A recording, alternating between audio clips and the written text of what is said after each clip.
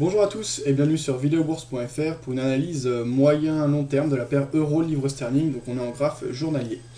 La dynamique de fond depuis le pic haussier de fin 2008 qui nous avait amené jusqu'à 0,98, donc quasiment la parité entre l'euro et la livre sterling. Qu'est-ce que je disais? Oui, donc on a une très belle, on a une tendance baissière depuis ces niveaux. Récemment, on a marqué les nouveaux plus bas, donc fin juin 2010. On a atteint les 0,8065 qui étaient des niveaux qui n'avaient pas été atteints depuis 2008, dans la deuxième partie de 2008. Donc plus concrètement, si je zoome, on voit qu'on a eu une période un peu d'hésitation et de consolidation entre 2008 et fin 2009. Où on n'avait pas vraiment de tendance. Certes, on avait des plus hauts de plus en plus bas, mais on avait également des plus bas qu'on voit ici de plus en plus haut, donc c'était vraiment un triangle de consolidation. Alors si je trace le bas de ce triangle, on se rend compte qu'on est sorti à la baisse de ce dernier assez récemment finalement, donc lors de l'apparition et de la confirmation de la crise grecque, donc en mai 2010, début mai 2010. Donc s'en est suivi une grosse accélération baissière. Donc comme on le voit à moyen long terme, j'ai un triangle de consolidation qui se dessine avec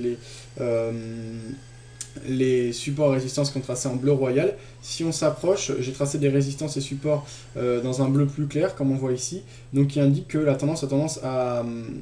la dynamique a tendance à s'amplifier et le mouvement baissier à accélérer au fur et à mesure.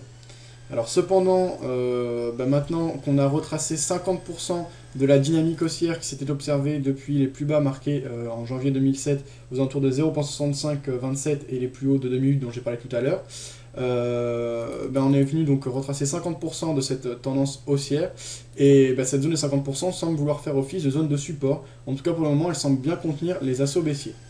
Alors comme on le voit ici, fin juin, on a dépassé cette zone de 50%, mais comme j'aime à le dire, personnellement, je n'aime pas utiliser des points précis, donc c'est-à-dire des seuils précis, par exemple les 50%, ils seraient à 0,8069. Moi j'aime bien utiliser des zones. Donc pour moi ce rebond, même s'il est passé en dessous de la zone des 50%, reste valable, d'autant que depuis, on a eu une correction puis une accélération baissière qui nous a amené pile sur le niveau des 50%, et on voit que les cours peinent à le franchir pour le moment à la baisse. On verra ce qu'il en est dans les prochains jours. Pour le moment, c'est le cas, ce qui permet de tracer un support oblique haussier avec des plus bas de plus en plus haut, ce qui indique quand même une faiblesse de la part des vendeurs suite à cette grosse accélération baissière. Donc, au niveau du décompte des vagues d'Elliott pour la tendance à court terme, on a eu une phase d'accélération baissière, correction, accélération baissière, correction, et là, on pourrait marquer une nouvelle accélération baissière, donc on va quand même attendre les signaux de confirmation avant de rentrer à contre-tendance. Moi, personnellement, je n'entrerai pas du tout à contre-tendance, je vais expliquer après pourquoi.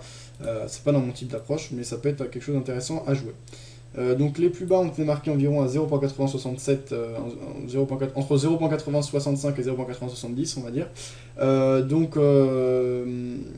Tant qu'on est au-dessus de ces plus hauts, je pense que les traders qui ont une approche contrariante pourront attendre une bougie de retournement, comme celle qu'on a eue hier, pour prendre position et jouer une éventuelle correction en fixant ses objectifs avec les hautes tensions de Fibonacci.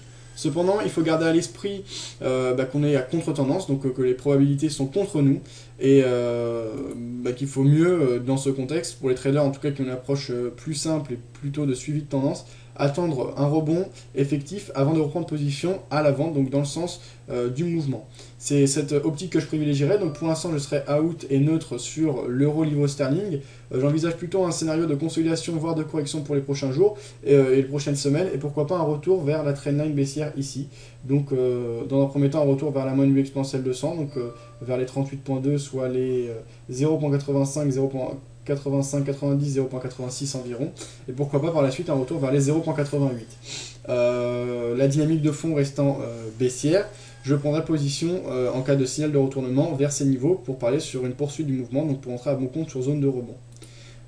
Pour les traders qui aiment trader les figures de continuité, je pense que le franchissement à la baisse du support horizontal que je traçais ici, que j'ai repéré, alors c'est pas très précis parce que je suis en graphe journalier, je vous laisse le soin d'aller vérifier ça dans les unités de temps plus court terme pour avoir un chiffre vraiment précis, si on a un franchissement à la baisse des 0.8067 donc 0.8068, on pourrait avoir une poursuite du mouvement baissier, donc placer un sell stop sous ces niveaux ne serait pas stupide pour aller chercher par exemple les 61,8%, qui est la prochaine zone de support majeur à mon sens. Voilà, c'est à peu près tout ce que j'ai à dire sur l'euro face à la livre sterling. Pour les prochains jours, je suis plutôt d'avis à la consolidation, voire à la correction, mais je ne prendrai pas de position contre-tendance, donc j'attendrai que ce rebond soit effectif pour en profiter et prendre position à la vente dans le sens de la dynamique. Voilà, bonne journée à tous et à bientôt sur videobourse.fr.